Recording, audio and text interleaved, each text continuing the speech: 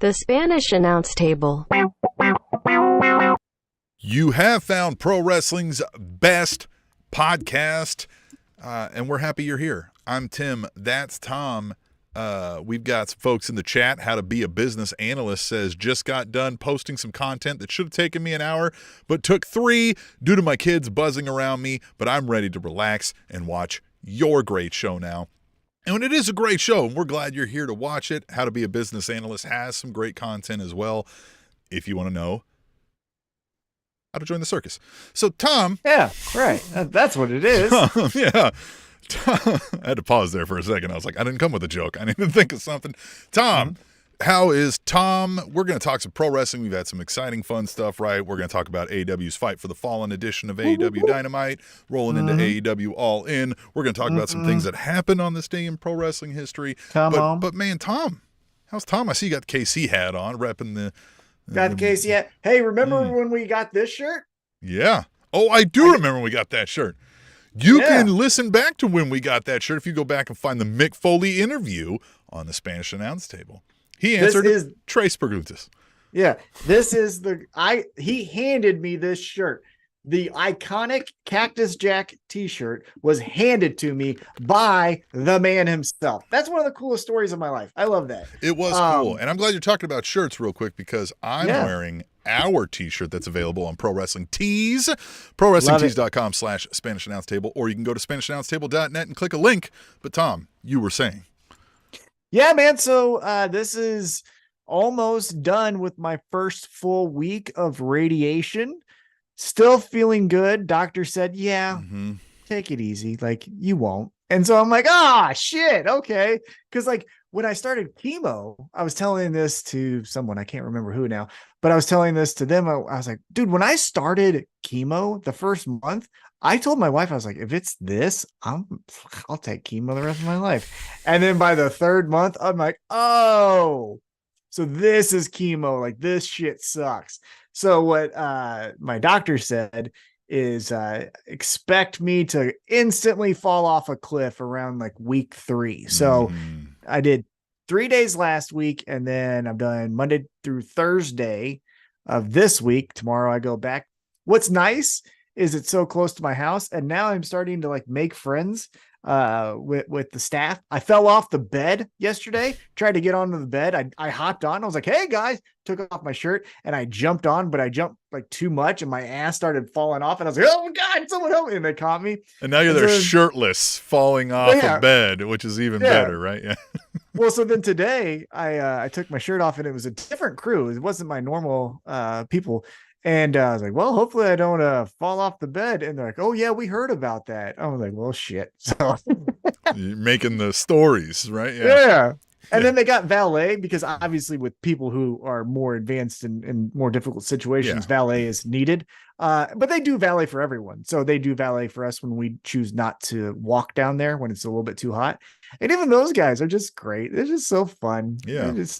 I'm really enjoying it as far as like a sense of community. They do a great job of like making you feel like, hey, it's not the end of the world. Like, this is a special group here. And you did say when you ring the bell, you're going to do the Daniel Garcia. Yeah.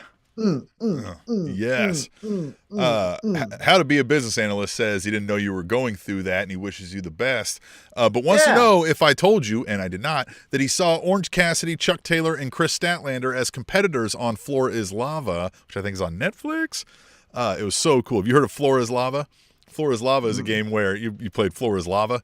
It's essentially... You never like, like back when kids game back in the like when you're a kid, Floor is Lava is like you can't touch the floor, right? So you're bouncing around all over your couches and your chairs, right? You can't touch the floor, right? And so Floor is Lava, and they this is what I understand. I haven't seen it. Like somebody who's seen it might tell us more in depth of what the show is about, but this is what I understood it to be. And they were competitors, and he brought it up because he doesn't watch as regularly in this day and age as he used to, and he hadn't seen Orange Cassidy yet, and is sold on him already.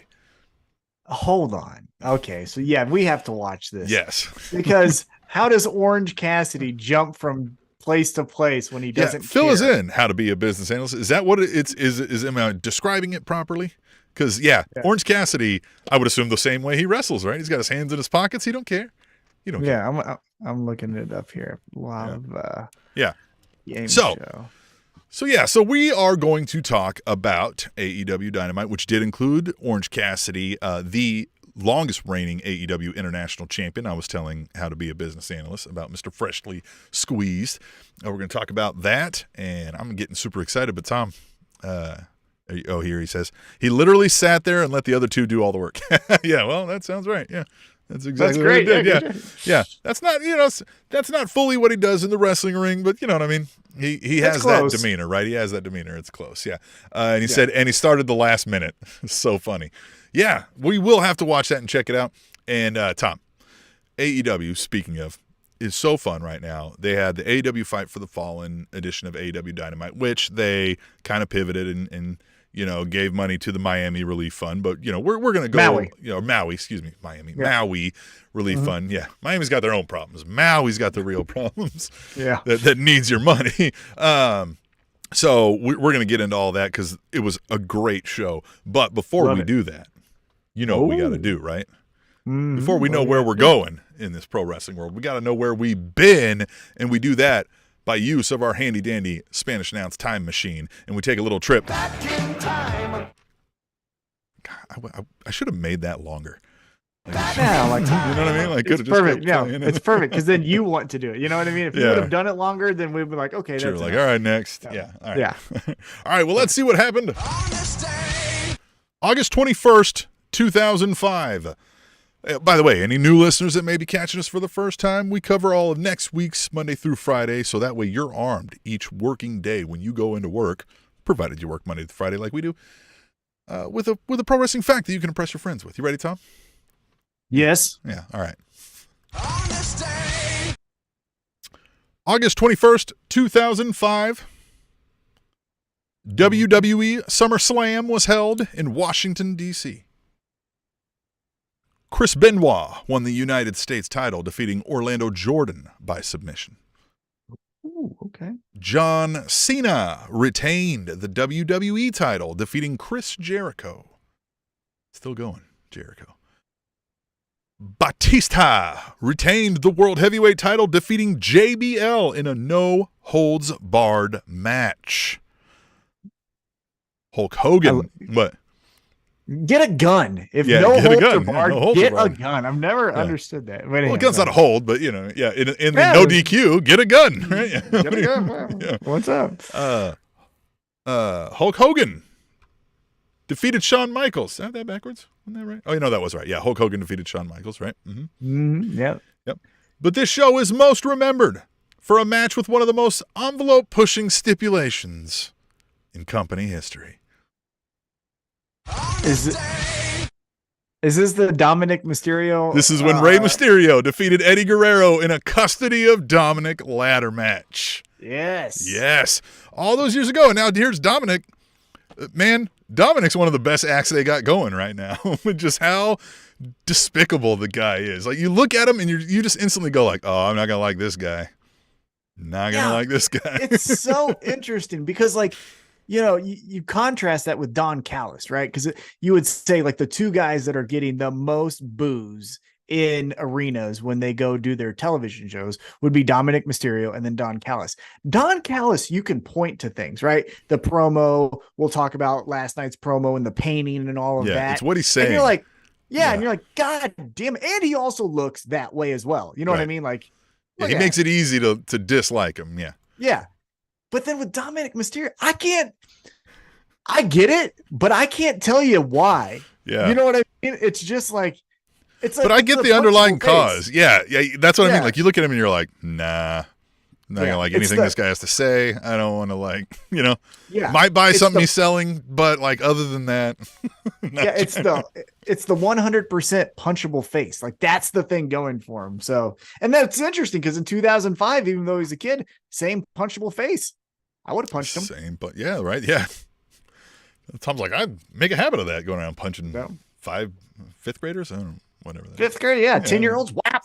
Like, double digit. Hey, if you reach double digits, that means I can punch you. Yeah, we're both double digit people, right? We're just no disgrace. Can I pause about that?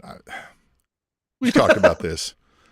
the football is coming back, right? And yay, the football. We love the football. Go Chiefs, all of that. But that means football takes are back. People's dumb football stuff is coming back. And I don't know that I'm ready for it. But like, Tim, one of the things that I am really starting to despise is when people are like, you blew a double-digit lead in whatever. And I'm like, you do realize double digits is anything over 10. And you could be talking about a touchdown and a field goal lead or the largest fucking lead you've ever seen in an NFL game ever. Like, you've got to come up with a different fucking range. When you're if somebody blew a 30-point lead versus a 10, it's a totally different thing here. We've got to categorize those different. Anyway, this isn't a football podcast. But, my football quick 2 cents is it's the worst thing. I cannot stand how here's my biggest pet peeve with football talk. First off, Stephen A. Smith and Skip Bayless are the equivalent to Fox News for sports coverage. It's fucking awful. It's bad.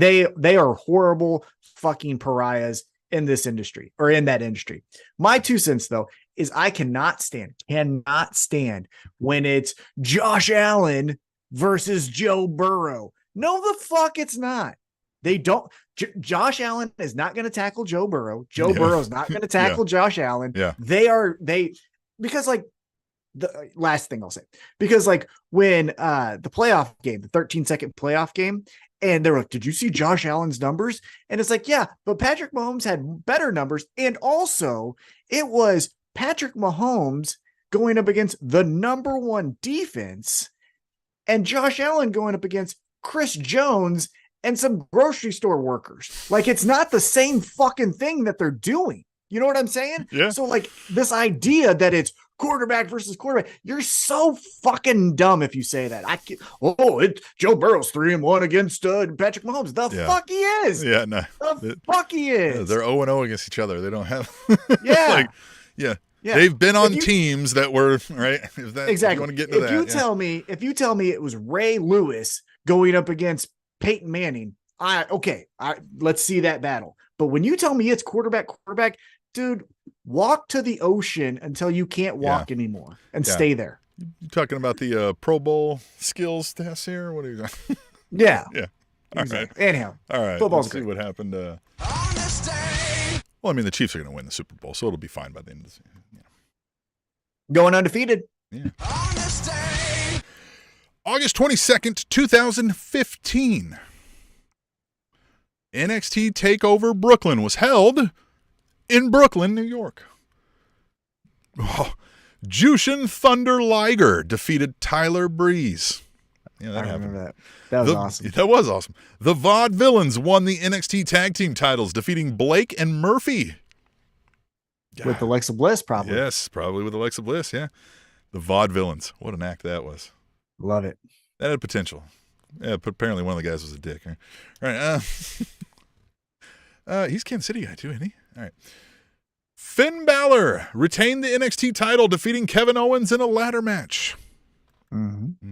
But this show is most remembered for a match that is often debated as the greatest women's wrestling match of all time. It is. It's Bayley versus Sasha Banks. But here's the thing is it's a lot like I'm trying to find the way to say it. Here's what I'll say about that match. That match was amazing and outstanding. I feel, however, those two women, and maybe kind of that 4 horsemen generation is living off of that, similar to like when a high school quarterback had 5 touchdowns and then tells you about it when he's 36. It's like, yeah, that was great. You were a junior. You were 16. You know what I mean? Like, it was an amazing game, but life has gone on. And that's the part that I get tired of. Yeah, I do feel like for a long time they came across, and maybe it was one more than the other because we don't hear about it as much anymore, as thinking like, I laid out the greatest of all time, like I'm not to be messed with. And it was, again, like we, better or worse, much like professional sports, this is kind of a what have you done for me lately business. You know what I mean? You can have longevity, like Sting's 60, but he's also jumping off of fucking the top of shit. You know what I mean? Like he's going crazy. And and that's a perfect example because he's also not the champion. He's moving into different spots that he fits in at, right? He's not throwing a tantrum about it either, right? Yeah, exactly. So that's the thing is, again, it's one of my top 10 favorite matches. If you recall, back in the studio days, the radio station studio days, we did a top 10, and I put that in my top 10, and it's still in my top 10. Although maybe getting pushed out because AEW matches are pretty fucking cool. Jeffrey Sills says the Sasha or that match was a slapper and deserves all the praise, but I think that Britt and Thunder Rosa Lights Out match was better. Yeah, and look, there have been better matches. I think so. If you're a fight fan, and this may go for Ash will get this better than most, unless people listening are also fight fans.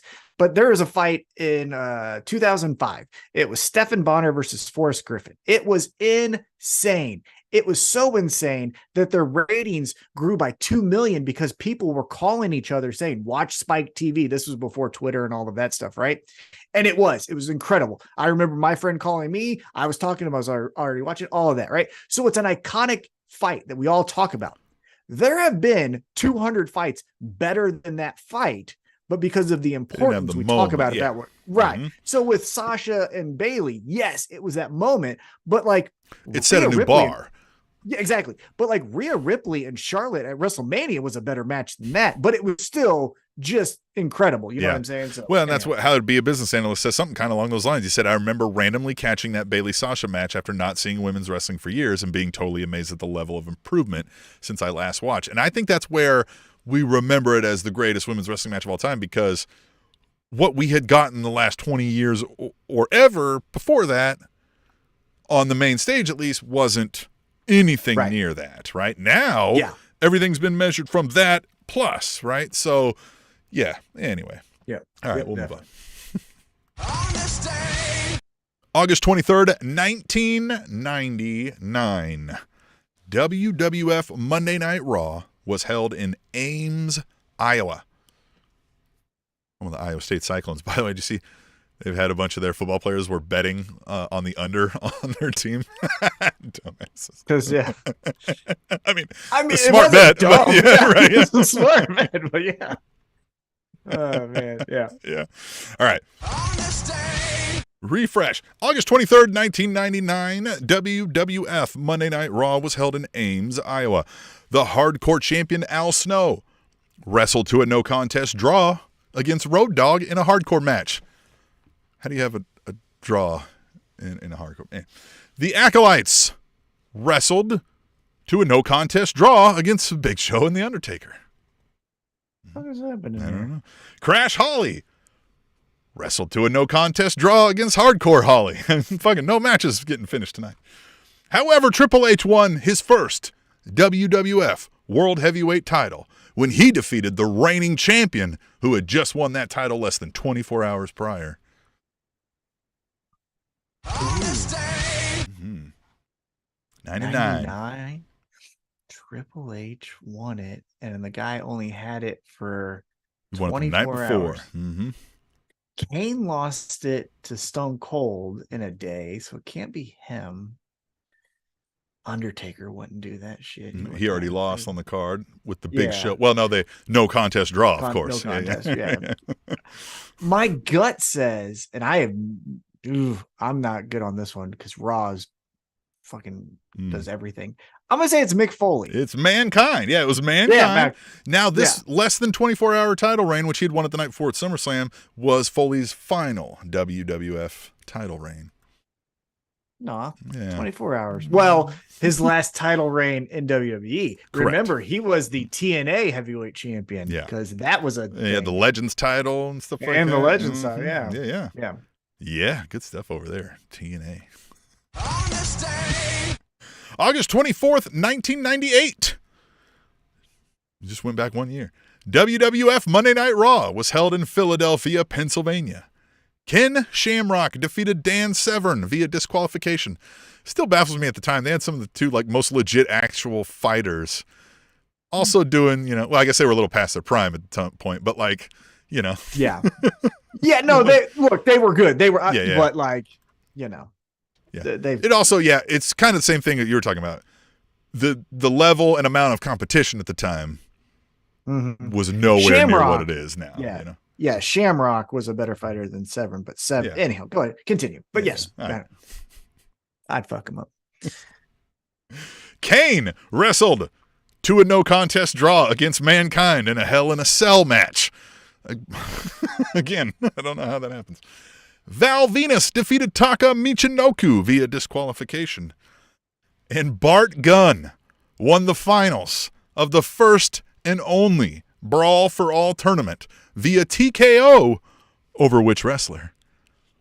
Oh, man, Dark Side of the Ring. So I want to say JBL, but I actually don't think it's JBL. I think it was the Godfather.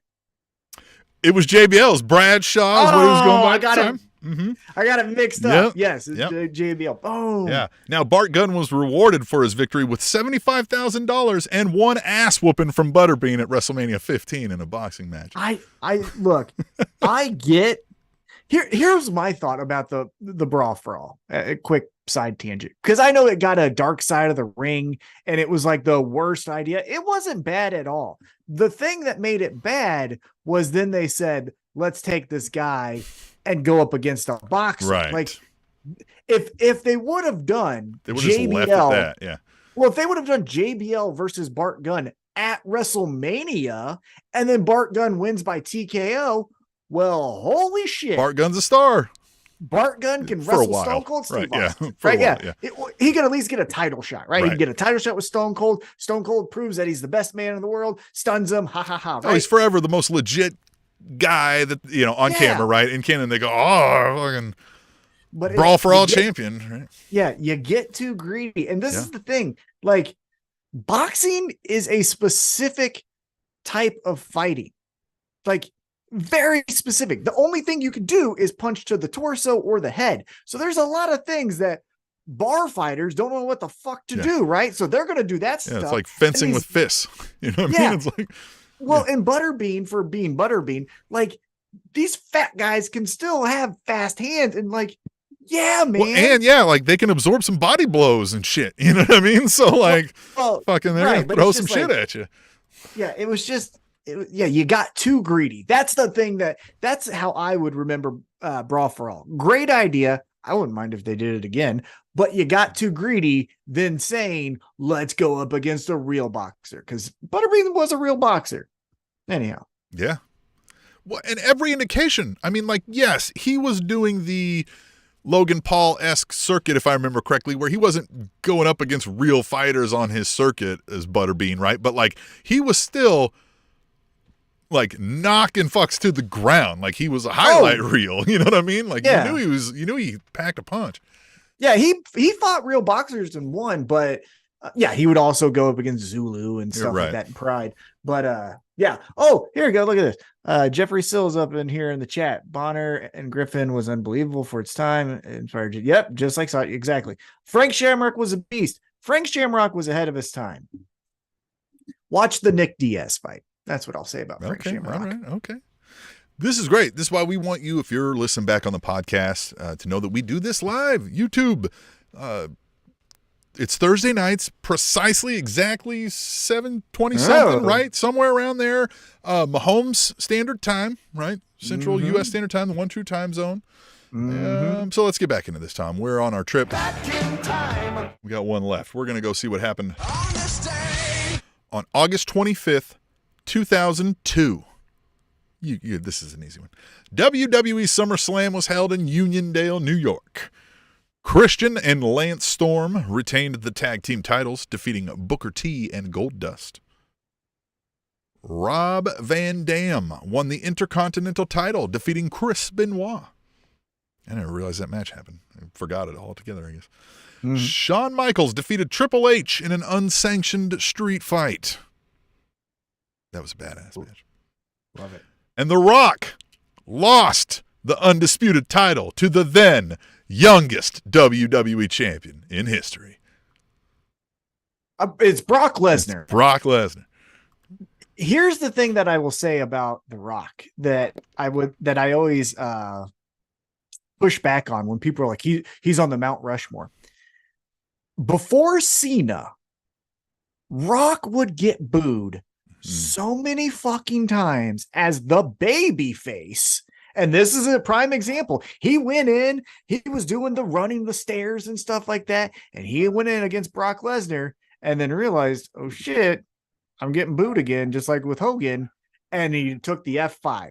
And so it's like, The Rock was never the guy. Like he was. I'm not saying he wasn't a guy. But but I think, he rose to a point that he was up there, but the shtick never really changed with The Rock. And I think that's when everybody started being like, all right, boo, right? Like, and it just kind of got old. And then I think, then he comes back, right? And Cena's there, that's the new guy that we're like, do something different. This sucks. Mm-hmm.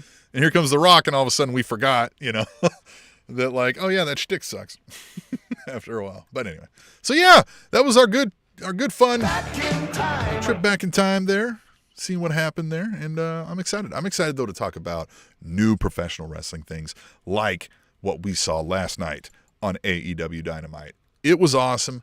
Might be an all-timer, Tom's words. Yes. Yeah. Mm-hmm. Mm-hmm. Yeah. Well, let's get into it.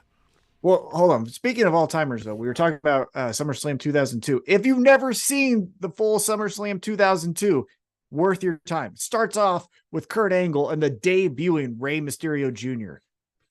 That is worth your time right there. And then it just goes from there. It's awesome. Anyhow, yes, last night, I believe an all-timer for AEW Dynamite. And that says something because there was so many incredible episodes of Dynamite. Dynamite's the best television show. 100%. Easy.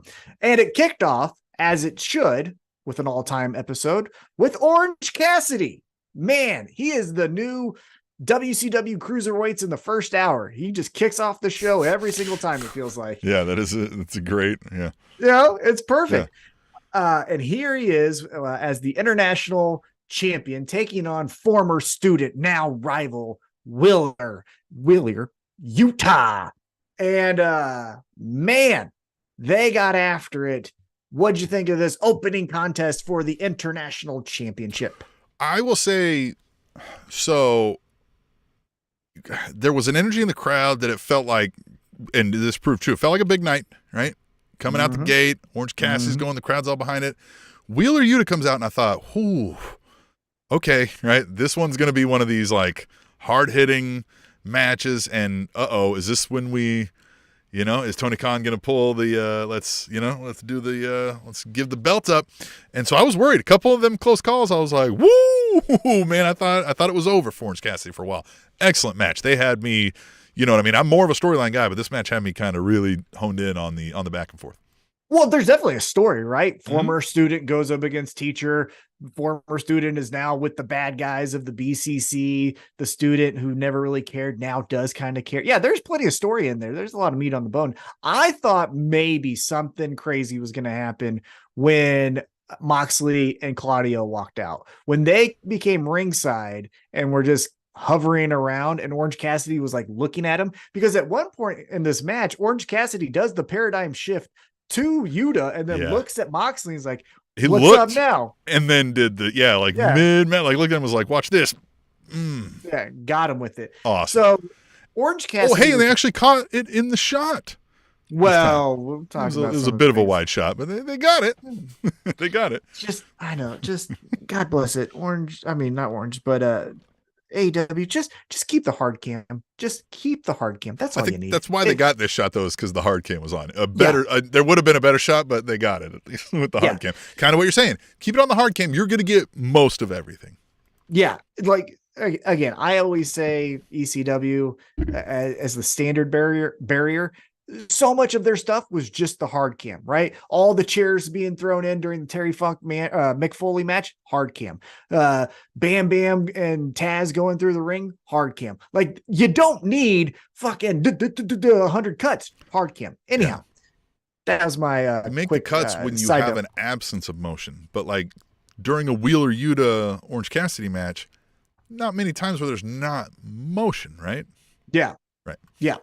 And also stop showing the crowd. But anyhow, Orange Cassidy. They did that during the Sting thing where we had to watch the crowd watching the Sting on the video Yeah, that bothered me. I don't fucking care about a 10-year-old's reaction. Anyhow, Orange Cassidy got the victory. So even if I had a 10-year-old, I wouldn't care about their damn.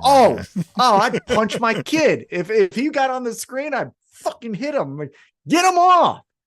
Go back to Sting. This is bullshit. Like when you're at a sporting event and people see that they're on the thing and they like punch their kid, and they're like, look up, you would be like just slapping him in the face and be like pushing him off of the screen. Yeah. Get him push him right off. Yeah.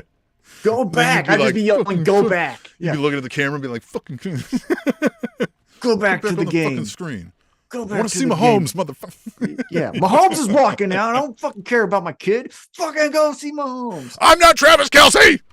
Exactly. Yeah. Who the fuck wants to watch these neckbeards out in the crowd?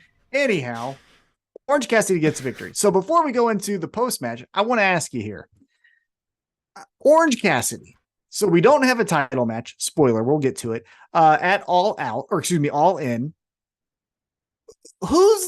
If you had a crystal ball, not saying you're writing it. I'm not saying you get to write it here. I'm saying, who do you think Tony Khan, powers that be, whatever you may say, who do you think they are picking to beat Orange Cassidy? Because he's gone through goddamn everyone. So yeah, I don't think they have somebody yet, right? It would be, and it's not this person, but remember when Wardlow was leaving MJF and it was like, it's time to push Wardlow. It's going to be somebody in that position, right? It's going to be this like upcoming mid-card that we think, oh, we could have a new star here. Let's have him beat Orange Cassidy, right? And so I'm trying to think of who fits that bill currently. Jungle Boy? But right now he's tied up with the FTW thing. So like, you know, I feel like that's off to the side. I mean, and then Hook's kind of tied up into that. So yeah. You know who I think it is? I think it's Moxley. I think at All Out, the Chicago show 2 weeks later, I think Moxley's going to win it. Have Moxley now, be the international champion. And, you know, look, he likes to travel around and do the, you know, the other spots, right? The he did PWG for the first time, grabbing that title and go to Japan. Putting that title on other people's television. 1,000,000% should do that. I'm just curious if so whoever does beat him, because Orange Cassidy's like solidified as, like I said, opening Dynamite with the international championship match, and then we go from there. What will happen? I'm very interested in the next. Not to say that I'm tired of current. I'm just interested in what happens next. The thing with Moxley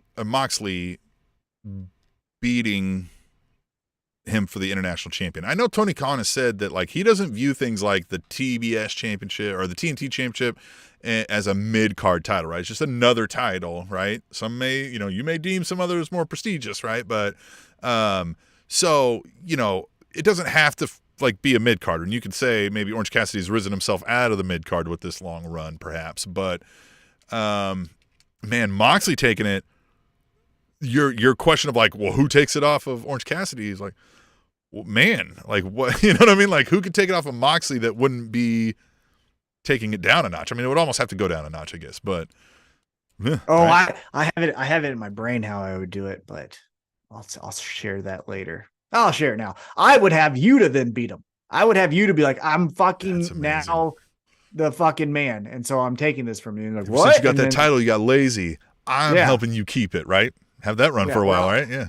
Yeah. And then there you go. And then Yuta has the belt. So anyhow, that's what I would do. But let's talk about last time. Hire Tom. I know. Just work remote. Right. You got to give him an office. Yeah. Big brain here. Yeah. But let's talk about what happened last night. The Blackpool Combat Club attacks Orange Cassidy before he could even get up after the 3 count. Yeah. Boots to the face. Yeah. And Claudio came in just fucking stomping him. Yeah. It looks like he likes to hit Orange Cassidy, which maybe there's something there that we don't know. But then the best friends come down and they're unsuccessful with their attack. And then here comes the Lucha Bros, which, side note, I don't know why I love this, but when luchadors are in street clothes but still have their mask on, it's just so much especially fun. Like a nice suit and stuff. Like, you're just like, yeah. But it's not even that, right? Like they're in street clothes that might be like a black shirt, right? Just normal jeans, right? Nice shoes. And then it's like, purple, orange, green, yellow mask. And you're just like, whoa, that's out of place. Yeah, it's just a bedazzled headgear, and then these like there's rhinestones and shit on it. Yeah, it's just you so have a crazy. dragon on your face. Right? Why not? Yeah. So we got the best friends, we've got the Lucha Bros, and then because BCC still have the upper hand, here comes the best pro wrestler in the world, Eddie Kingston. And you know what he does? He doesn't give a shit about anything else but Claudio. And he beats the fuck out of Claudio. They're going back and forth, forth. BCC then run out, and then Eddie Kingston gets on the mic and then just throws an atom bomb into All In and announces it's going to be Eddie Kingston, the Lucha Bros, the Best Friends, and Orange Cassidy taking on the 3 members of the Blackpool Combat Club, and then 3 members, whoever else they can find. So, Tim, put you on the spot. Who's the other 3? Who you pick? Here's what I'll say. Who do you think? And then who do you want? I think it's going to be somebody from the ROH tie-in with Claudio and Eddie, right? I don't know who all is involved in their past and history, right? But somebody's still tied in over there. They'll tie that in, right? They'll bring 2 people over from there, or maybe one from there and one from Japan, right? We'll get something like that. Who would I want it to be? I want it to be Bryan Danielson, but that ain't going to happen. Right, unfortunately. Yeah, they would have to start going around and being like, we need to find killers, people who are murderers, and they see Powerhouse Hobbs like lifting cinder blocks back, and they're like, okay, we need one more, right? Like, you know what I mean? One more. And Moxley maybe just, hands him some cash or something. He's like, let's talk, right? So we get Powerhouse, and then hold on. I like that idea. Yeah. Quick side note. This is what I would do with that. I love Powerhouse Hobbs in there. I did not consider him. I'll tell you who I'm considering. But Powerhouse Hobbs, if Powerhouse Hobbs says yes, but I'll only be on your team if QT Marshall is also on the team, would be hilarious. If QT Marshall was in a Stadium Stampede match. You don't even do that. Yeah, QT Marshall and Will Hobbs are back stage, right, doing something. They're like, QT's like coaching him. He's lifting something weird, right, just massive or something. And that's where they're like, or they just see him like his training is like ripping apart doors in the arena or something. So they're like, all right, we need one more. And they're like, hey, he's with us, right? And QT's like, he's not with you, he's with me. And they're like, no, we need him for this, right? And they're like, whatever. And he's like, we're together, pal, right? Like, and he does that, and he like negotiates, like, no, you got to pay him whatever, and I'm coming along. And they'll be like, fuck whatever, we can win with these 4, right? Like, fucking just like let them slaughter him. Fuck it, right? Yeah. But they're not gonna do that. Powerhouse, and then God, who else is like a ruthless? You got someone who hasn't been on TV in a while that can come back. You mentioned him earlier. What if Wardlow shows? You put in like Wardlow with the Powerhouse there? That could be interesting. The BCC? Yeah, because then they could even have some, like, I know they're on the same team here, but like, yeah, I mean, that would fit. That would fit, and that would give them something to do with him. I know they've been wanting to put Wardlow into something. And last time he was in a big match like this, right, we said he went all out, right? He really gave it his all. The thing with this is, that's for sure. It is a Stadium Stampede, given it's a Wembley Stadium. It's that size of a building here, and so it's a Stadium Stampede. This can't be like the first Stadium Stampede that was primarily of comedic value, if you ask me, right? Like I felt like it was very heavily tense. So this is more going to be akin to Anarchy in the Arena, is how I feel this is going to go down. However, I bet there'll still be some fun spots with, I mean, it's London, it's Wembley Arena. They're going to throw in some British stuff. We're going to have some cameos. So I'm excited for this. I am interested to see how they do Stadium Stampede with people. With people, and then also maybe they pre-tape Stadium Stampede, huh? But how do they do it like where it's not, 80% comedy spots, right? Yeah. Mm-hmm. But then it doesn't just feel like a Falls Count Anywhere match, right? We need something special here. Yeah. Yeah. So Jeffrey Sills kind of stole who I think. So Jeffrey Sills and Jeffrey Todd are talking about here. And Jeffrey Sills says Pride and Powerful, Nigel McGuinness.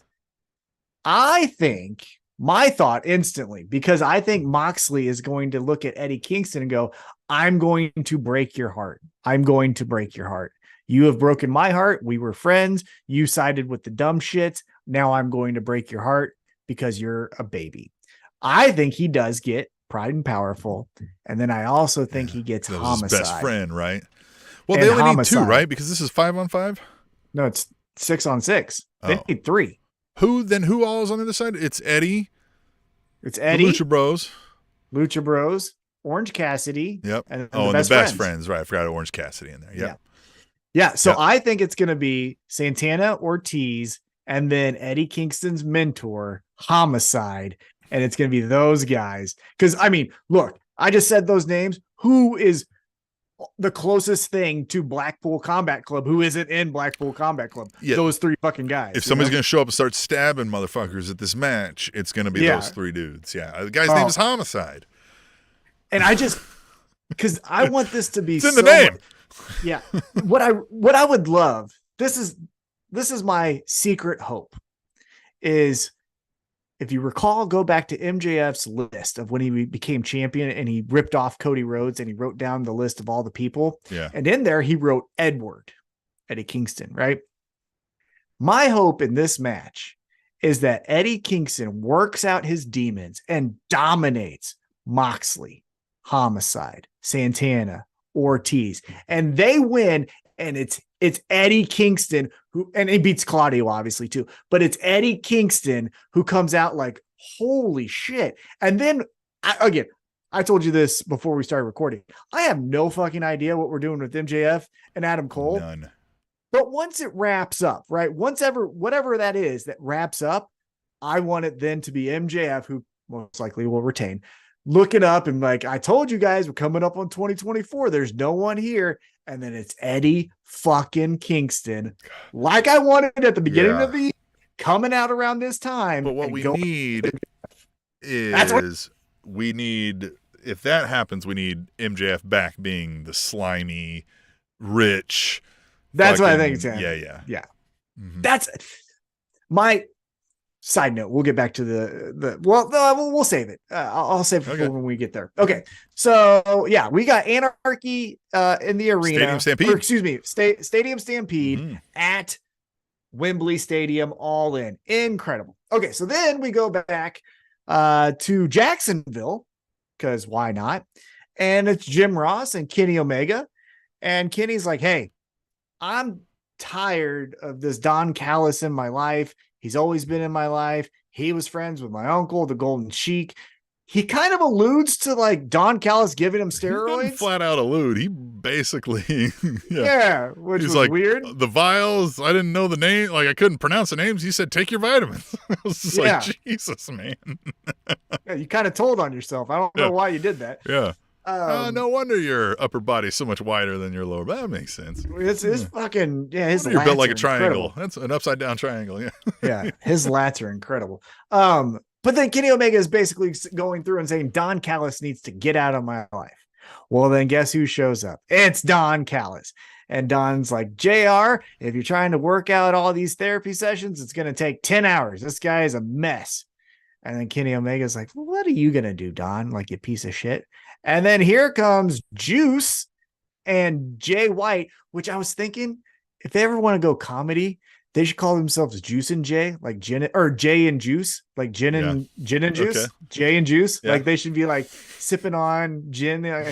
But Jay White and Juice Robinson come out and they beat the shit out of them. Mm-hmm. And they're hanging them or whatever. They're beating the fuck out of them. Jim Ross doesn't know what to do, which was weird that we showed him. That look, that is so weird. Because it made me for a second, I was like, Jim Ross had something to do with this. I was like, it kind of looked like he was like, well, my work here is done. Yeah. Thanks for the money, Don. Unfortunately, breaking kayfabe and kind of peeking behind the curtain, Jim Ross can't really emote too well. Correct. Because of current. So he can only look slightly disgusted, right? Like that's all. Yeah. So I don't know why we did that to him. It felt mean. But anyhow, then all of a sudden Takeshita comes out and he's breaking boards over Kenny Omega's back and they're beating the shit out of him. And so he leaves to go to the hospital because Kenny Omega's fucked up. And then Don Callis is back in the ring. So that was earlier in the day. We get back from that backstage segment, interview, beatdown, whatever you want to call it.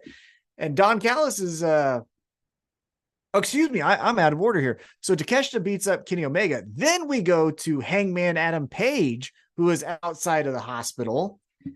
And he's standing by the ambulance. And he's like, you guys, you fucked up. And Jay White, you knew this. You should have finished the job. You didn't. So at Wembly, All In, it's going to be the Golden Elite, which is Kota Ibushi, Hangman Adam Page, and Kenny Omega versus Jay White, Takeshita, and Juice Robinson. I wrote this on our Twitter, and I want to get your feedback on this. I wrote this on Twitter. I kind of want Don Callis to solidify this family because so much of this has been hired guns. You know what I mean? Because also, and we've talked about this, things blend. They don't always have to be, like you have friends outside of other friends, but of course, yeah. But they're calling it a faction over here with the Bullet Club Gold, with the guns and with the, like the gun club in with these guys. But yet, so are they part of this too? Like that's kind of, remember when we had the same thing with the Stokely Hathaway's group, right? We were kind of like, so some people are half in it sometimes, the firm or whatever, right? Yeah, like, but other times not. Like I don't get what's going on. Like why the guns were there? Why weren't they out there also kicking some ass? Yeah, I just think I truly think that Don Callis should solidify this family because it's really just Takeshita as like every day he's going to be there for you, right? And then everyone else is kind of hired guns.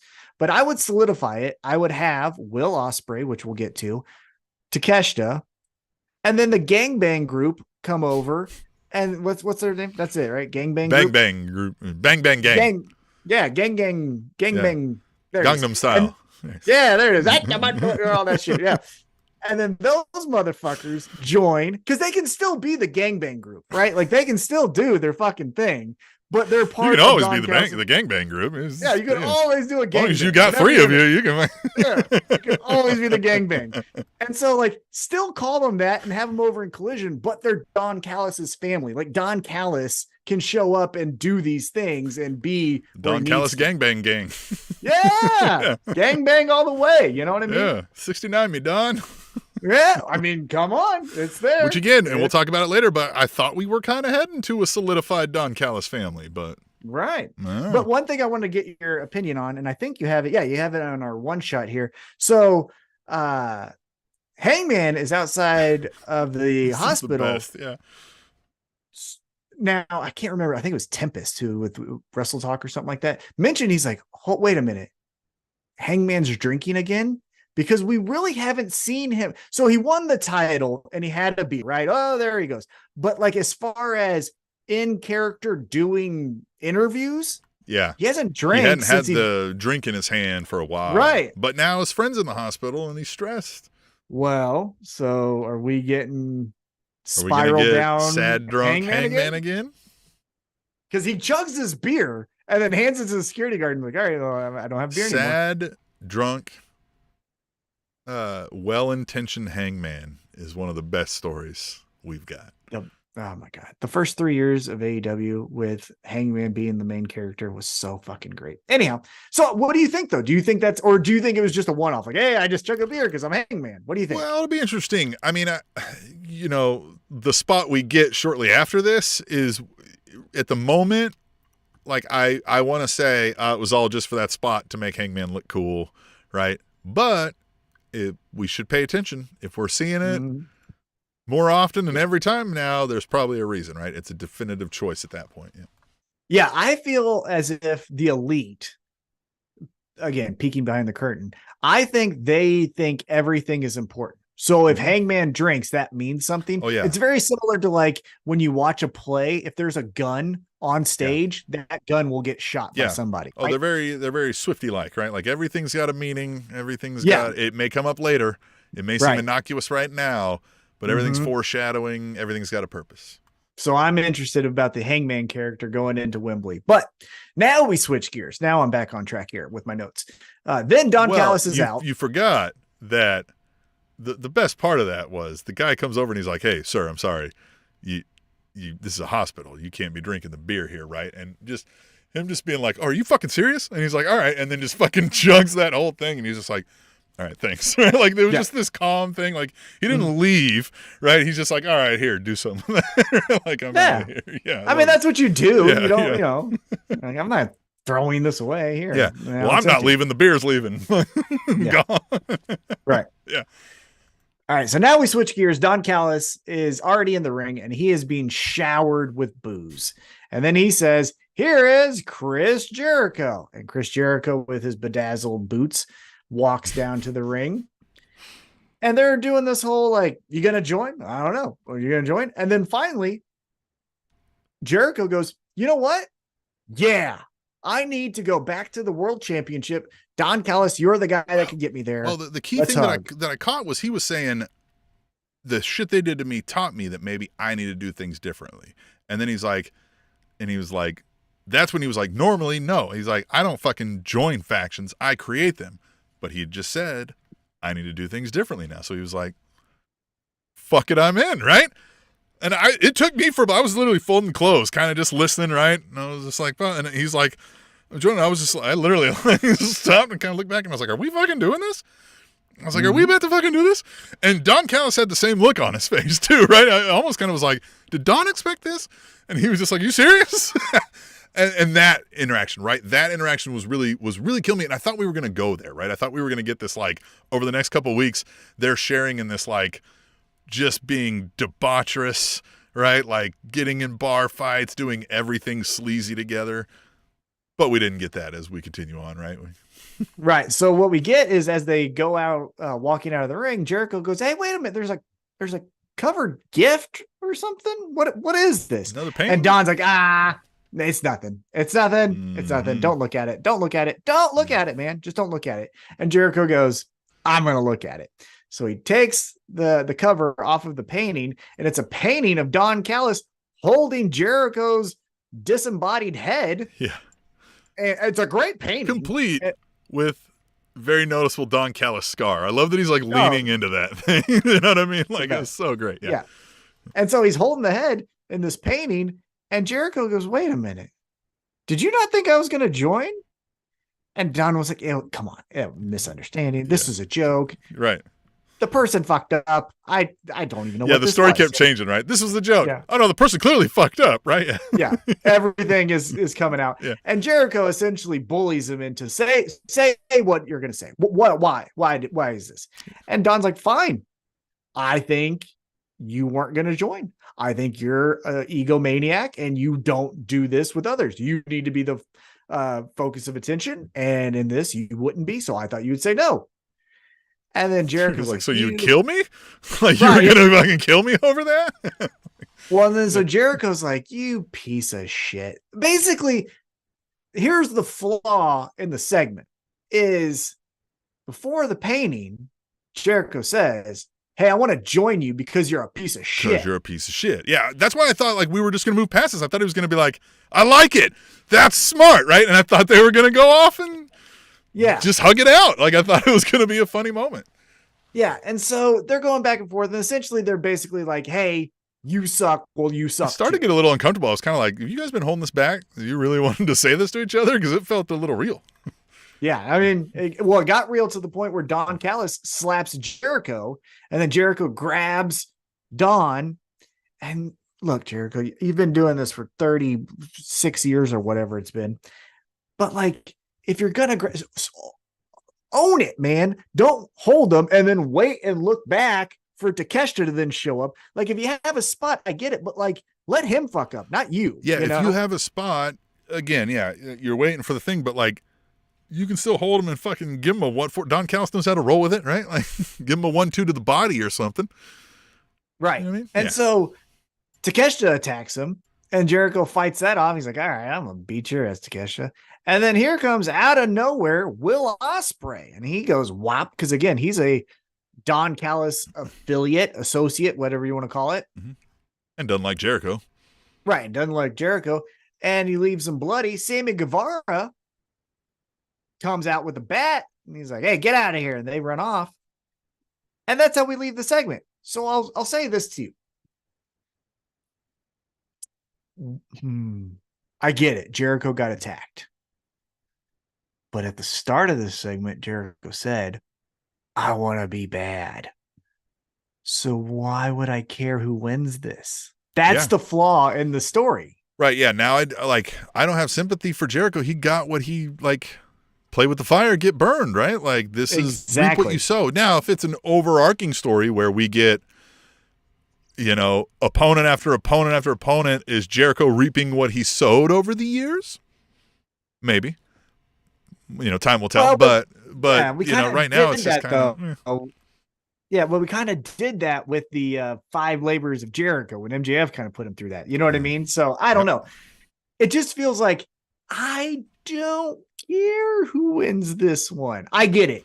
On paper, Will Ospreay is English, so you're going to put him on the show, and Jericho is your biggest name, so you're going to put him on the show too. But it doesn't. I don't care about who wins this because A, I don't fucking care about Will Ospreay, and 2, I don't care about Jericho versus Will Ospreay. I know they've been dying to get it done, as they alluded to, but I don't care. I care about Don Callis, Chris Jericho, maybe, right? Right now, you've kind of fucked it up and muddied those waters, but as long as we keep the focus there, and maybe this isn't the end of it, maybe this has time to course correct, but if it's not going to course correct, then let's get this match done and say, man, that was weird, and be done with it.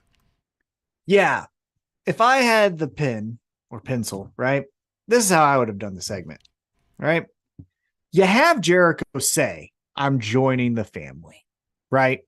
And he goes, yeah, let's do it. And then he does. He looks at the thing.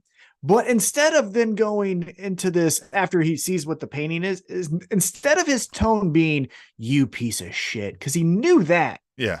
I wish his tone was, man, you really didn't believe in me. And he's almost brokenhearted, right? He's like, oh my God. And then Don Callis, Don Callis goes, the grand plan, not saying this verbatim, but Don Callis goes, the grand plan is to destroy you. I didn't care if you said yes or no.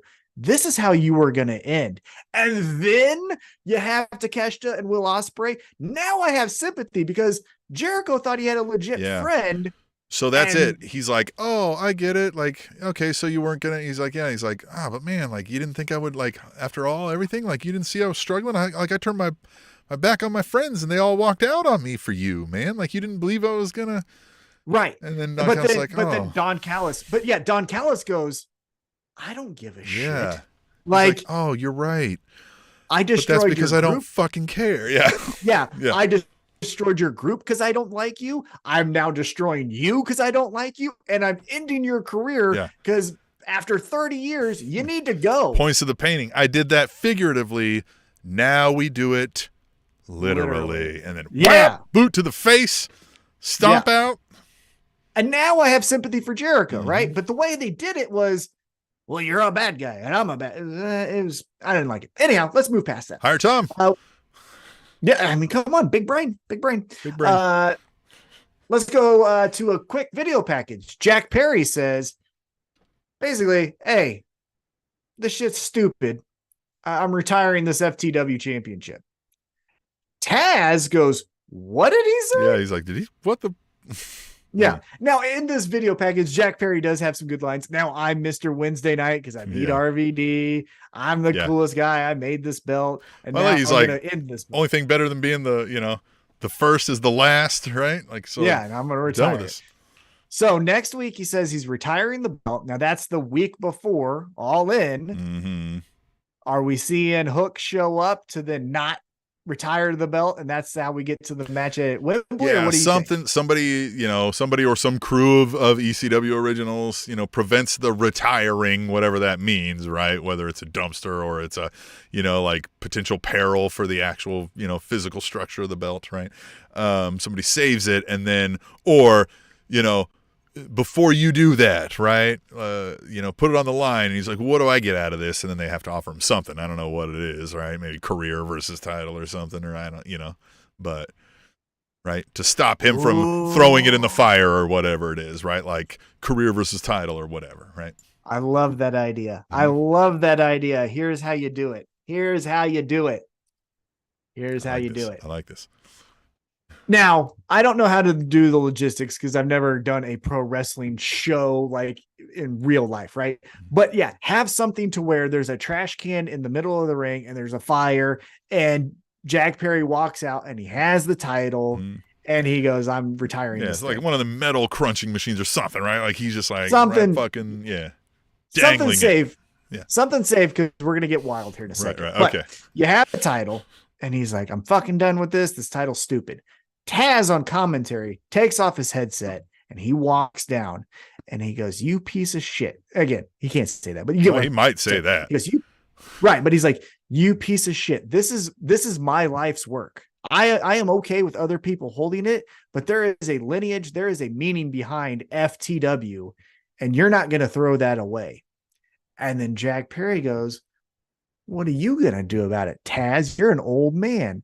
And then you put him in a corner because Taz can't fight, right? Taz can fight, but Taz isn't going to fight. You know what I mean? And then Taz is like, and then that's when Hook comes out and Hook comes to save his dad, right? No, you ain't going to fucking touch my dad, right? And then Taz says for Hook, because again, Hook doesn't cut promos. Taz says for Hook, Wembley Stadium, Hook versus Jack Perry. Jack Perry says, I'll do it, Taz. But when I win, you're both gone. Taz, you're out of here. Hook, you can join them. I like that. What if somehow something different happens and Taz is involved, but he somehow helps Jungle Boy retain it over Hook? No. And he's like, well, you were a bitch. You didn't go after him for it. You know what I mean? You're not a real man like he is. Well, Wembley, we can get to that when we get to it. But I'm saying for next week, you have Jack Perry say, I'm only doing this if Taz leaves. So we set that up. Then we get to Wembley, right? And then maybe Taz that's is like, right. Then we can get to whatever. The stipulation's a little off though, so I don't know. But we can figure it out. Yeah, but I would have Taz's career. Make a commentary. A commentator never fucking has to put his career AEW on. at all. Right, yeah. You have to leave AEW, period. You can't work here at all. Not in the back. Exactly. You can't take out the trash. Nothing. You're out of here. Yeah, you can't sell tickets to this motherfucker. And I'm retiring this title because both of you guys fucking suck. The title and you. That's what I would say. Yeah. All right, we'll see what happens. Let's keep it moving here. What happens here? Now, Darby Allin. That's what it is. That's my notes. Darby Allin's music hits. But Darby doesn't come out alone. He comes out with Nick Wayne. And Nick Wayne. And they beat up on the Gates of Agony. And boom, boom, boom, boom. Here they go. And then Swerve Strickland's music hits. And he comes down with AR Fox. And then we go to a commercial break. And we get the match of the Gates of Agony versus Darby Allin and Nick Wayne. Nothing to write home about. Nick Wayne and Darby Allin win. Right? Yeah. But here's the fun part. Because look, Prince Nana's dance is a fucking amazing part of AEW. Yeah. Oh, when he does this and here's the thing. I thought he was coming out with Swerve. So I stood up as my wife was reading and I start doing the Prince Nana dance because I fucking love it. Yeah. Shout out to Prince Nana for retweeting us. I love that. Mm-hmm. But I started doing it and then I was like, wait a minute. Like, he's not out there. Like, where is he? So I kind of was like, oh man, did he like not get booked for the show or whatever? Right. Well, boy, was I wrong. So after the match, Sting is up on the big screen and he's got that red paint coming from his mouth. Like I talked about last week. It's growing a little bit. A little bit. And now he's doing a little of the Jack Nicholson looks of the old Joker. I love it. And he has Prince Nana and he goes, man, isn't this great? Me and him. This is fun. So we're having a great conversation over here. Yeah, we're gonna have so much palling fun. It up. And we're gonna have a great time when we stick you in this coffin, Prince Nana, in 9 days or whatever it was. And then 11 Swerve days. And 11 days, yeah. Swerve and AR Fox, they run down there, and Prince Nana finds a way to get out. And Sting's like, "Who do I talk to? Yeah. He's like, "Come back. We were having such fun." He's such a weirdo. Sting Joker is one of my favorite. Joker Sting is one of my favorite Stings, and I've always lamented like that it happened so much in TNA because I didn't see all of it, right? Because I wouldn't watch TNA at that point that much, other than some of the highlights. And I just thought, man, I should have seen more of this earlier in the career. This was some fun stuff. Well, shout out to Impact Wrestling on Twitter for immediately posting a video of the complete history of Joker Sting in Impact Wrestling. Great timing. Great timing. But now we're getting Joker Sting with Darby Allin in a coffin match against Swerve Strickland and AR Fox. This thing's going to get weird. Yeah. It's almost like you're eating a whole bag of Tootsie Rolls at one time. You know what I mean? Like, Tootsie Rolls are fucking good. Yeah. When you're throwing them all at me, I'm happy, but I know I'm going to be sick. Yeah. Like, can I save some of these for later? I don't want to eat them all right now. I mean, we've got, because look at this, just what we've talked about so far. We have a coffin match. We have Stadium Stampede. We've got MJF and Adam Cole in a tag match to start. Brochachos implode. Yeah. And then in the main event, so it's just, it's too many Tootsie Rolls. It's too many Tootsie Rolls. It's just, I don't know what to do. I love it all, but I'm going to be sick. Oh, man. Speaking of amazing things that just keeps on rolling. This show. No. Yeah. So we get MJF and Adam Cole, and they're at a steakhouse. Oh, God. So and fun. MJF says, hey, if we're going to beat Aussie Open, like we gotta become Aussie Open. We got to think like Aussie Open. So we got to go to Outback Steakhouse. We got to go to their environment. Yeah. And Adam Cole's like, I love this. Yeah. And MJF's like, don't fraternize with the enemy. And they get in there.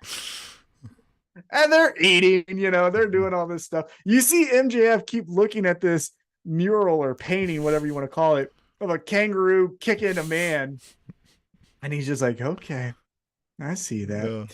And then they walk out and he's like, MJF is like, I don't know how we're going to beat them. That was amazing. If that's just their food, how good are they? That's the best food I've ever ate in my life. Like, we can't beat them. If they're this good at food, they're going to be better at wrestling.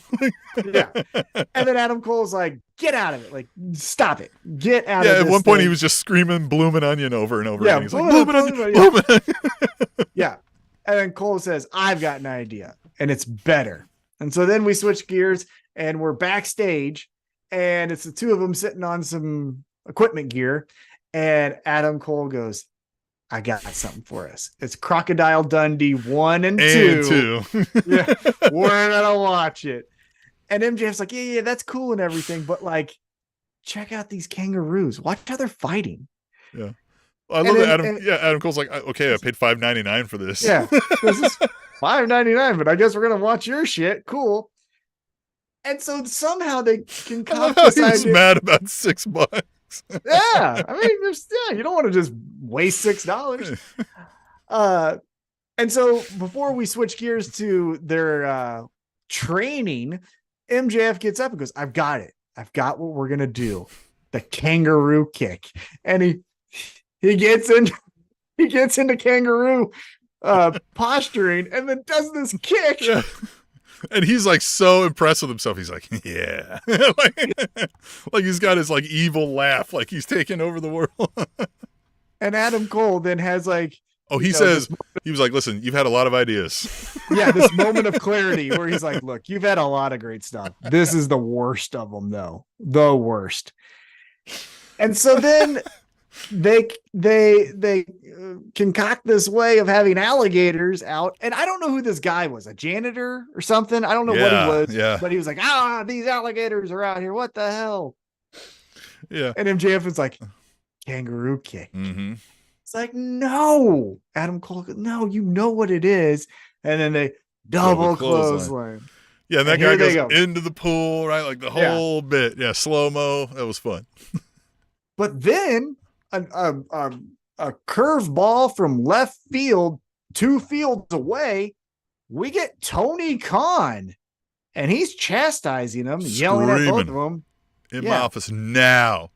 And just, you can't be doing this. You can't be doing this. This is the worst. Yeah, he's like, you too. I mean, he's leaning into him. Right.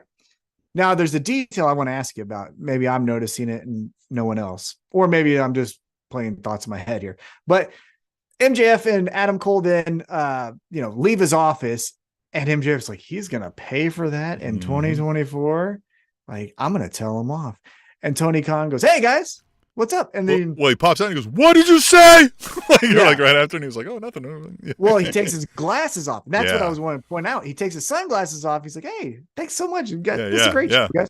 Cool. Yeah. Puts them back on, goes back to the office. So are we getting some weird type of thing where Tony Khan, because if you recall when he was at Impact cutting all those heel promos with Tony Schiavone, he was wearing sunglasses. So is that the thing? Like, maybe he's only a dickhead if he's wearing sunglasses? Maybe. I mean, I really liked this for what that was, right? Like, he's fucking screaming, running them down like, you fucking idiots. Get your shit together. Keep it in the fucking ring. And they're like, all right, fine. And then that whole thing, like when he's like, I would have fucking told him off. And he's like, what? And he's like, nothing. I was like, hey. And he's like, oh, okay, great. Thanks. like, great. Guys, again, thanks for all the fucking work. Like, all that shit. But then, yeah, you're right. Like, he put on, the one caveat I would say is, like, he still gave a friendly wave after he put the glasses on. Yeah. Now, it could have been a condescending, right? Could have been like a condescending, like, be gone now. But we'll see. I don't know. I hope these are few and far between. Like, I like that in that moment where it was just like, it gave it a bit of a realism, right? Here's these two chuckle fucks running around causing problems. And the boss had to be like, hey, bitch. Yeah, I don't want Tony Khan on my screen. Like, Well, I also don't want him as the booming authoritative figure because that doesn't come across well either. Like, it fit in this comedy moment, right? But he's not the guy to yell at people and take charge when we have folks like a powerhouse Hobbs, right? We'll just pick him up and throw him through the fucking window for talking to him like that, right? Yeah. And to the neckbeards and goofs who are like, oh, see what they're doing? This is alluding to All Out. Shut up. Or, All Out. It's like, shut up. It was just a skit. They're not thinking that much into it because you have no lives. Anyhow, that's just my 2 cents on that. But we then get to the arena. Now we're here live and in person. And MJF and Adam Cole pull up in, I don't know, the coolest sports car I've ever seen. Yeah. And it said like better than you on it or something like that too. Yeah, better than you. Yeah. And MJF's like, hey, before we go out there, I got to take a shit. And so then Adam Cole goes, I guess we'll see you after the commercial break. And he leaves. Well, I love that we didn't see that like MJF gathered something while Adam Cole wasn't looking. It was just so just to be like, hey, I got to go take a shit was the only reason they did that. It was the weirdest thing. Well, so then another great comedy spot I thought was, so then they leave, right? Adam Cole goes to the arena, MJF goes to the bathroom, and then here comes Roderick Strong and he kicks the car and he's like, God damn it, they're on my foot. Later, I'll jump ahead just a little bit. We see Roderick Strong with the Kingdom and he's icing his foot. I thought that was a great detail. Hope this dude has growing ailments, right? Like he eventually is coming out with like 2 casts on his legs. He's got like a shoulder sling, the neck brace, a halo, right? Like all of it fucked up. Yeah. Yeah. So then here we go. We got MJF and Adam Cole. They're coming down in the ring. MJF, he's over. Adam Cole, they're over. And we get 2 stories here. The story from Adam Cole is essentially, hey, I need to, I've been the man everywhere I've gone, alluding to NXT, ROH, all of that stuff. And he goes, and I need to be the man here. And the way to be the man here is to win the title. 9 months ago, I didn't know if I could wrestle. And now here I am. I've overcame, but it means nothing if I don't win that championship. And then MJF goes, cool story. Mine's better. And then tells the story of, here's the cool thing about MJF, and also the interesting thing is there's no like coded talk. So like Adam Cole told you without telling you, I was also the man in NXT, where MJF says, I had 2 people I wanted to wrestle, Cody Rhodes and you. And at the time, the WWE, like he's just outright saying there's no like coded language with him. Yeah. Yeah. He doesn't say my special friend who was an EVP here. Right. He says, none of that. Cody Rhodes. I called Cody Rhodes. Right. Like he's just, Mm-hmm. And so he tells the story of reaching out to Cody Rhodes and wanting to be on the first ever All In, which was a few years back, and kind of didn't really get a response, but then finally did. And got on a show that he probably shouldn't have even got on, was the very first match of the night. He lost, but he understood what to do. He persevered. Tony Khan fell in love with him. He got a contract. Now look at him. He's the champion. But he's not going to just get to Wembley because that's a fun thing. His belt means everything to him. And so you're fucking dumb if you think. Yeah. Yeah. He said your friendship means a lot to me, but it doesn't mean everything. Only one thing means everything to me. And I love that we got a triple B chant. Yeah. Dude. Yeah. So then they kind of look at each other and we have this weird, I don't know, like, were we gonna maybe punch each other? And then here comes Aussie Open and they attack. Boom, boom, boom, boom. Obviously, double clothesline attempt, but we don't get it. And Aussie Open runs away. And MJF is talking his shit to Aussie Open. And Adam Cole is standing behind him like, I'm going to fucking kick him. I'm going to fucking kick him. MJF turns around. He's like, I wasn't going to kick you. And then they hug it out. And that's how we end the segment. What did you think about all this? Well, I do like that MJF was like, what were you doing there? I'm like, what? He's like, it's nothing. A thing that I think every time I see Aussie Open is one of those guys looks like from the ribs up like he's a smaller guy put on top of a larger guy's like lower 2/3. You know Which what I mean? one? Which guy with the mustache. Okay. Yeah. I can see that. Yeah. Not Hanson. Disproportioned, right? Yeah. Yeah. Not the other one looks like Hanson. Yeah. Not the little. Yeah. The one that looks more like Stan Hansen than the Hansen band, right? Brothers. Yeah. Right. I love this MJF Adam Cole storyline. I also love that we have turned MJF pseudo face without him changing anything about himself. And I mean, even not changing anything about himself. He's trying to do the right thing so that Adam Cole will think he's trying to do the right thing in some moments. But we haven't seen like MJF really like changing his ways here either. He still talks shit on people, right? Like he still thinks bad about the pores. He still, you know what I mean? Like is better than you and you know it. He's still the devil. And it's just amazing how so many little things that they've done that are just it's unlike things we've never seen before, right? Like they're telling a story like something we've never seen before. They're doing these things at places that we've never seen before. They're coming up with things like double clothesline and kangaroo kick that are getting massive, you know what I mean, chance. Like I can't even explain it, like how well it's going and how much I love it. I love all of this storyline and I don't know where we're going and I love every bit of that. Yeah. I said earlier, Eddie Kingston is the best pro wrestler in the world. And I still think that. However, the best run might be MJF. Every story, but like every story, not every story. I should back up just a little bit. The 4 pillars didn't really hit like it should. Yeah. But he has at least had a moment in every storyline. And then some storylines are iconic, such as Punk and MJF. That it's just like he's already, you know, we were talking about best matches of all time. If we were talking about top 10, at least for me, he's already on there. And it's been 3.5 years, 4 years. And it's like, that guy's on my top 10 all time.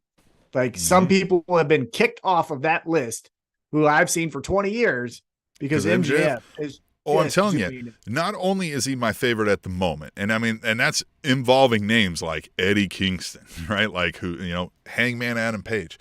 It's just that. It's that I truly feel while watching him too that like, I'm like right now you could put him in a storyline with anybody at any level of the card and he's going to steal the show with it. Yeah. Top down, anybody.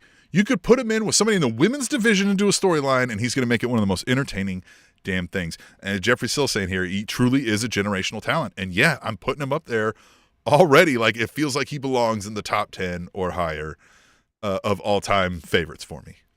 You know, all-time greatest feels like a term that you have to clarify what you mean by that. But like all-time favorites, he definitely already is up in there. Like he's just so fun. Yeah, and that's what I mean when I say my all-time greats. Yeah. Jeffrey Still's killing it with the comments here. He says that's my friend. That my friend is a Ferrari, so that's what it was. I'm not a car guy. Yeah, I'm not either. Yeah, no, I know. I know it was a rich guy car. Yeah, I know I couldn't afford it, so that's all I know. Yeah, I know I got a Subaru. Yeah, I got a Honda Accord. You know what? Yeah. It's my third straight Honda Accord. Speaking of Outbacks, you know. All right. So again, they hug it out. And as they hug it out, one thing I wrote here is Cole's eyes are firmly on the title. So he's hugging, but he ain't looking at MJF. I noticed that too. He's locked in. So many. That's the thing is at every turn, they give you a little bit of a pause to go, what did that mean? Was he gonna? Not to jump the gun. And I don't want to jump the gun because our picks will be next week, which I will win. You will lose. But my question to you is, do you think we get the story progression in the tag match that then says you got to buy the pay-per-view because now you got to see what happens when now they hate each other? Or do you think it still slow burns and it's the main event that's the I think we'll get more of the same, but we'll ratchet up the like, man, this is tense, right? Like, do they or don't they, right? And then we're gonna get to the buy-in, and they're gonna have this tag match, and they're gonna fuck it up because and then we're gonna get this fucking like, you know what I mean, like shove off, and they're gonna be like, all right, calm down, we got a fucking thing, and they're gonna, you know what I mean? But it's not gonna be so friendly, I think, and maybe we'll get some promos right throughout the thing, and you can just kind of see the, you know what I mean, like maybe they're talking side by side, and like the fucking like annoyance growing, right? Like that's kind of maybe where I feel it's gonna go. I feel like that's not enough. I feel like we got to do something big on Dynamite, but I don't know what we could without, like you said, giving away too much of what's going to happen. So I don't know where you ride that line. I think Dynamite will be more of what this was, where they might even not even get a full promo out, and Aussie Open is like, we're still going to kick your ass, and then haha, we got you again. My curiosity is, do they think we got to hook them on the 0 hour so that they then buy the pay-per-view? Right. Yeah. Right. If we say the mega powers explode on the 0 hour, now here's the match in 2 hours or 3 hours, whatever it'll be. Yeah, AEW because pay-per-views 10 hours, but you know what I mean. Don't feel like they're going to win those tag titles.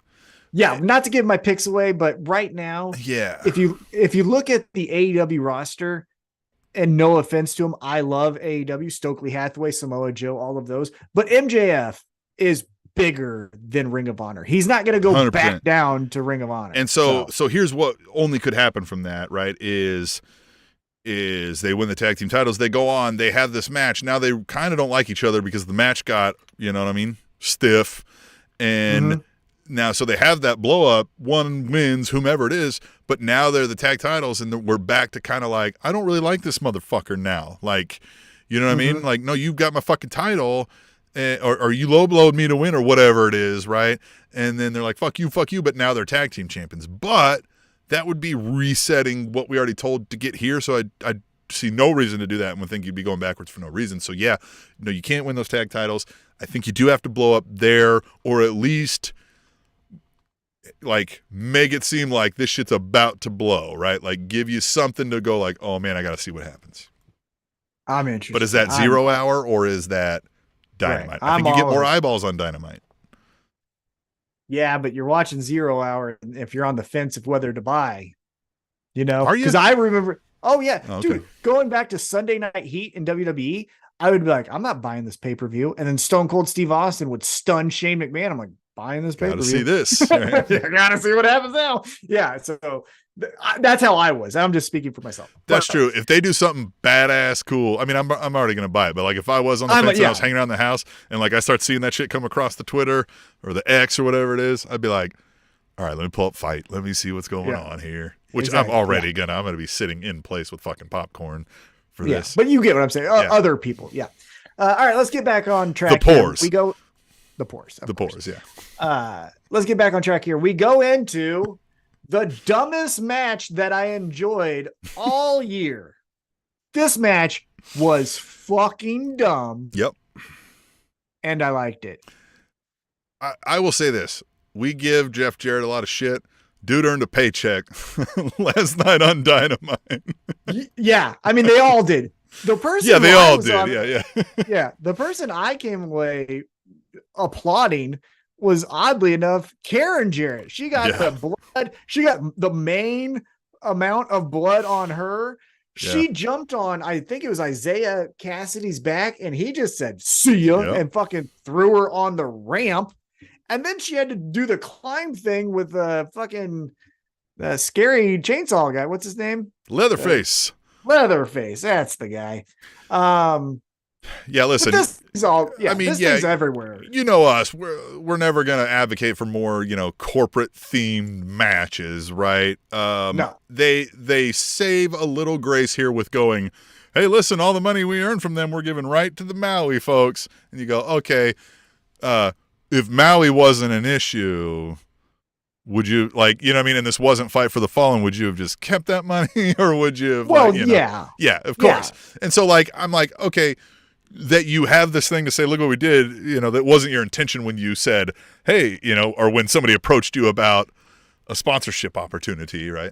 And that's only getting worse. Look, we're going to see that in everything we enjoy in life, right? More and more ads. So it is what it is, I guess.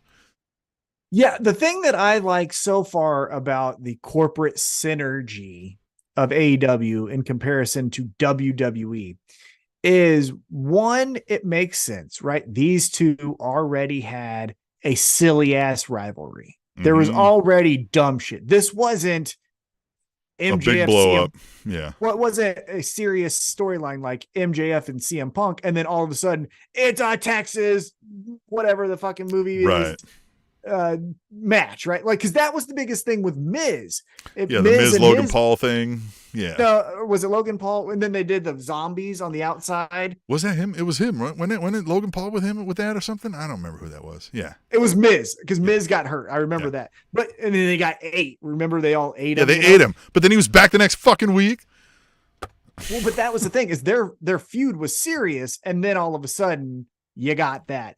That's where it doesn't make sense. This is, and look, no offense to anyone, these are curtain jerkers right now. Legendary curtain jerkers. And so Ethan Page and Sanjay Dutt and Jay Lethal doing stupid shit. Ethan Page was having fun in this environment. It was great. Yeah. But you got everything here. You got swanton bombs. You got guitar shots. You got all of it. Jeffrey Sill says it was everywhere, everything, and it went nowhere and did nothing. Yeah. Perfect. Yeah. So let's just say who wins, though. It was Jeff Jarrett won. Jeff Jarrett. Yeah. There it was. Hey, maybe that'll be on Tim, this day someday. Yeah. Tim, a lot's going on in the world. Okay. You know that, right? A lot's going on. Some things we're in chaos, right? We've got so many things happening. You kind of sometimes have to just grab onto the closest thing. Don't know what's happening. Well, you just got to grab on and just stabilize, right? Right. What the fuck? Okay, here, let's just get it all back together. Well, Tim, I'm happy to report we got back on track. Yes. Back to normal. Yes. Because I feel centered. Yes. Because right before the main event, Tim, we got. Yeah. And let's say it together. Yeah. Actually, hold on. Let me get some water. Oh, this is good audio. Yep. Right before the main event, Tim, it's time for the women.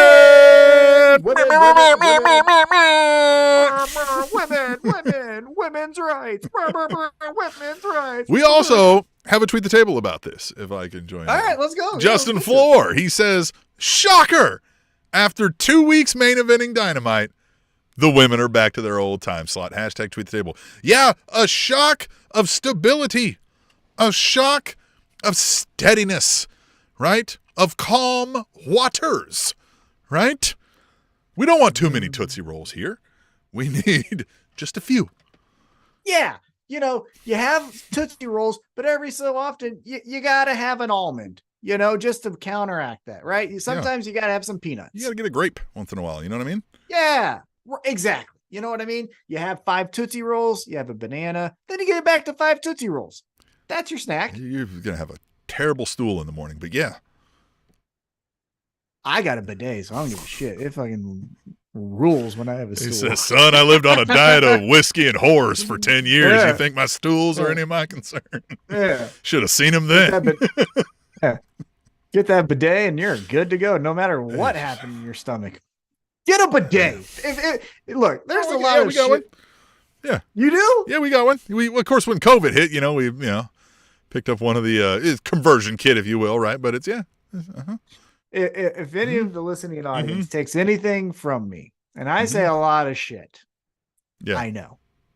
But the one thing that is a fact is if you have the funds available to you, get a bidet. Yeah. Nothing beats a wet butthole. You know what I mean? It's a life changer. It is. It is. You'll never feel so fresh. When the Outcast sang about so fresh and so clean, they had just used the bidet.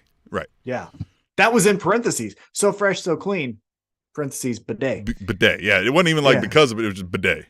Bidet. Yeah. Oh, they're the best. Speaking of bidets, this match, it was Bunny versus Britt Baker.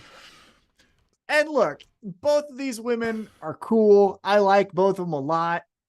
You also had Penelope Ford, who can get in there and give you good matches as well. If you don't believe me, go back to watch that tag team hardcore match that Bunny and her did with Taya, Ty Mello, and and Anna Jay. They were swinging anything not nailed down in that match. Yeah, it was great. But so this was a qualifier, and we all knew if Britt Baker's in it and there's a spot available, Britt Baker's winning. Yeah, Bunny's in that group that it's like House of Black Light, right? It's kind of, you know what I mean? It's the people who, like you said, they're really into club drugs and kinky sex and like industrial heavy metal music, right? Yeah. And they're not anywhere where they're considered a viable threat to anybody on anything. Even though the Bunny has the getting off the bus looks great for the character, right? She looks crazy as shit. Oh, yeah. I think she's awesome. I think she is incredible. I really like her a lot. Now, she was coming off of injury, so this was why she was been missing for so long. But yeah, more Bunny, more Penelope Ford. I'm 100% on board with that. But Britt Baker wins, and we move on. Speaking of House of Black, we get some spookiness right before the main event because the Acclaimed walk out and they're going to take on two fucking nameless people, and they do the rap, and then they get back in the ring, and they're ready to go. Lights go out. House of Black is there. Acclaim go, well, we know that who's behind us. So they go try to beat him up, but Buddy Matthews and Brody King outmaneuver him, beat him up. And so there we go. And then Julia Hart, I'll just get the whole thing and then we'll talk about it. Julia Hart has Billy Gunn's boots. She hands him over to Buddy, then Buddy hands him over to Brody, and then Brody hands him over to Malachi Black. Here's my only kind of with it is if the Acclaimed are great, former tag team champions, right? Then have the three of them beat the Acclaimed up. But when Buddy Matthews and Brody King just beat them up straight up, well, the Acclaimed kind of look like bitches. And we've been doing a lot of performance here on this Billy Gunn fake retirement that I'm taking as now, yeah? Well, but this is where I think this is interesting. Do you think he goes House of Black? No. That would be amazing. If he became Daddy Black.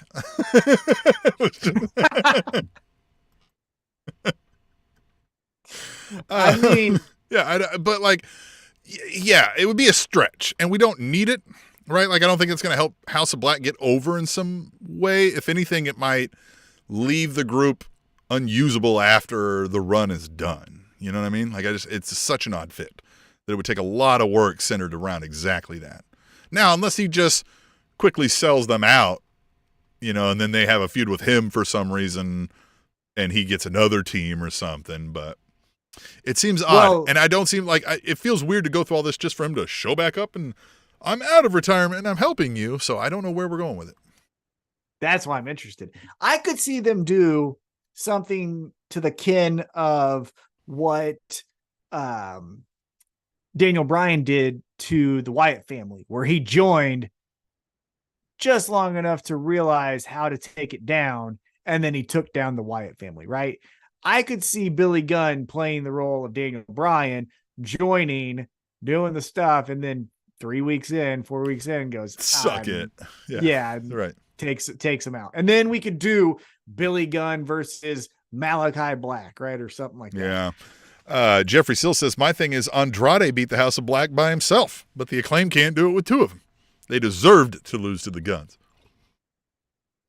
Easy. The Guns? Easy.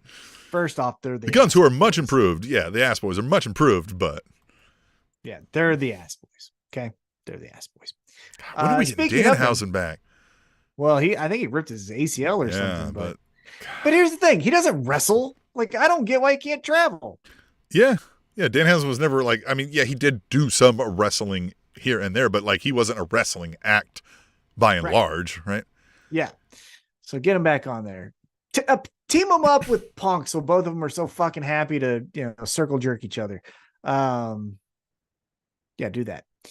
Let's get to the main event. It's the Guns. Well, you got to clear that by Punk first, apparently. Allegedly. Again. No, allegedly nothing.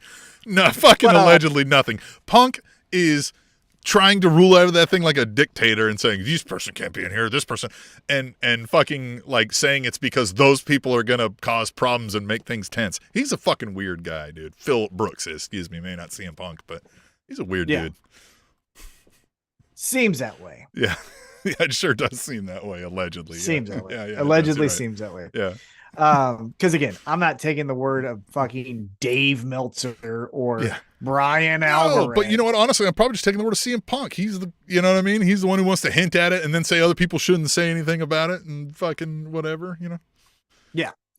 So yeah, okay, here you go. Main event. We got the Guns, we got the Young Bucks, and it's a standard match. Nothing to write home about.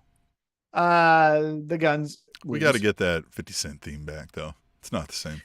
Well, yes and no. For this, I don't want 50 Cent.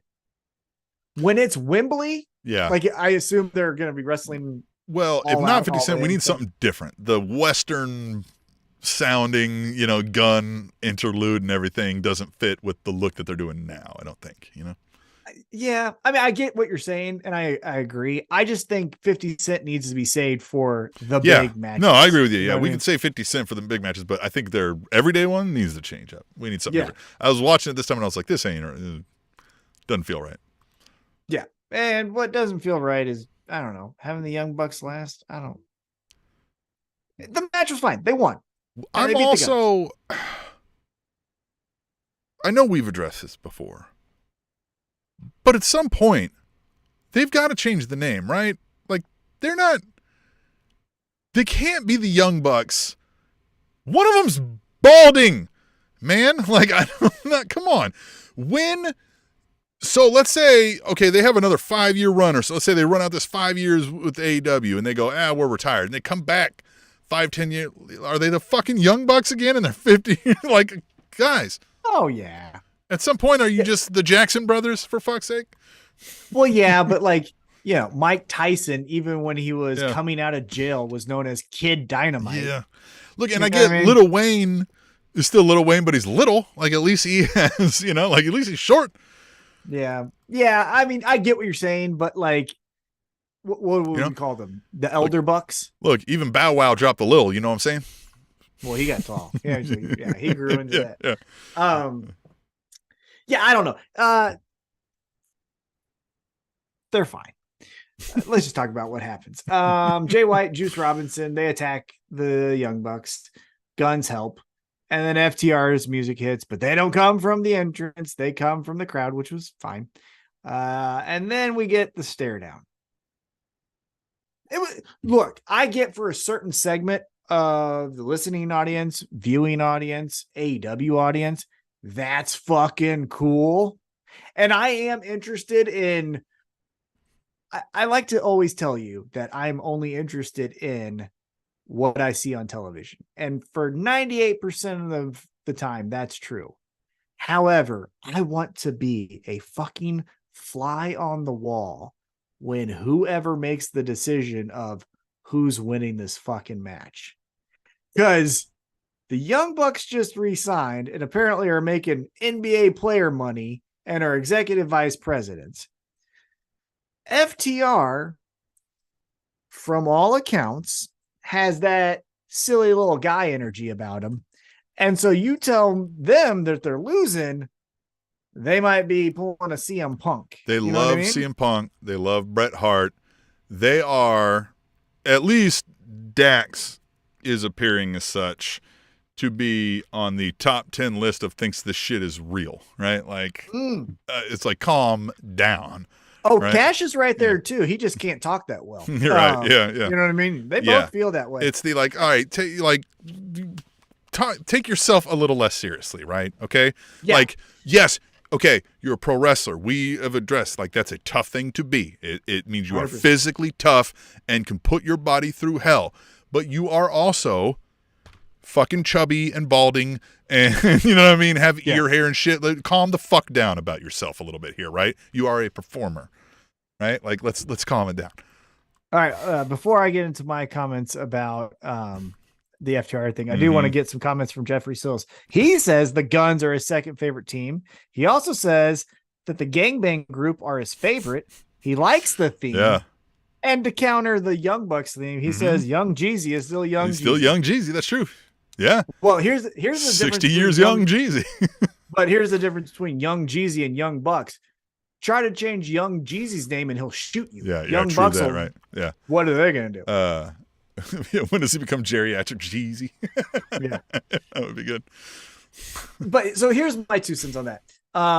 With FTR, this is the thing that I think is the most interesting because, you know, if you go back to the genesis of all of this stuff, you could go back to Shawn Michaels, Bret Hart, right? You're in 2 camps, or you're in one of the 2 camps, right? You're either in Shawn Michaels and you're either in Bret Hart. The thing about both the Young Bucks and FTR, in my opinion, as an outsider who likes both teams, I have a Young Bucks t-shirt now. I stopped calling them Young Cunts. I like the Young Bucks. They've grown on me. I have an FTR sticker right there, right? So I like both teams. There's a CM Punk sticker too, you know. Stickers aren't just throwing on here.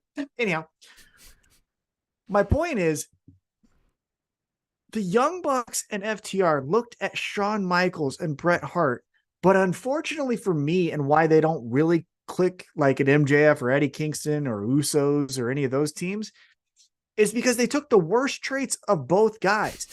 Because Shawn Michaels during the Attitude Era was the guy who was still sucking on a lollipop when Ken Shamrock put him in a ankle lock. He was like, oh no, this hurts. And it was like, this isn't real. Aren't we having fun? This is dumb, which the Meltzer driver and the Indie Taker are all things the Young Bucks do, right? That attribute of like, we know, but could you not be a fucking prick and just treat it with some respect, right? Then on the other side, Bret Hart, who took a slight and made it his personality, has then trickled down to FTR and CM Punk, where if you said if you said you didn't like their trunks, now all of a sudden you're enemy number 1. Yeah. It's the idea. It's the inverse of what you're saying. It's the like where you're like, hey man, calm down. Like we get it, but like you don't have to make everything a joke in this match, right? Whereas FTR is if you do one thing that intended to make the crowd laugh, that you have degraded the integrity of the sport I hold dear and I feed my family. Fuck off, dude. Like that. Like, yes. So both, I get what you're saying there, where both are like, Jesus Christ, will you both just shut the fuck up a little bit? Like get over yourselves. But it's like, take the best attributes of Bret Hart and Shawn Michaels, right? There's the realism of Bret Hart. You know, Bret Hart sucks, but like if you liked him, there's the realism of when he would take a turnbuckle to the back, like he did that really well, and all. He also, to his credit, never hurt a person, right? Like that he was working with, maybe because the wrestling was boring. Did. But yeah, I know. Well, true.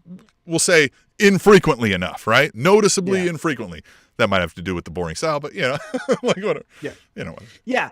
But then with Shawn Michaels, the athleticism and all of that, I'm not saying they don't, but it just feels like both teams took that negative attribute from Shawn Michaels and from Bret Hart and then made it them.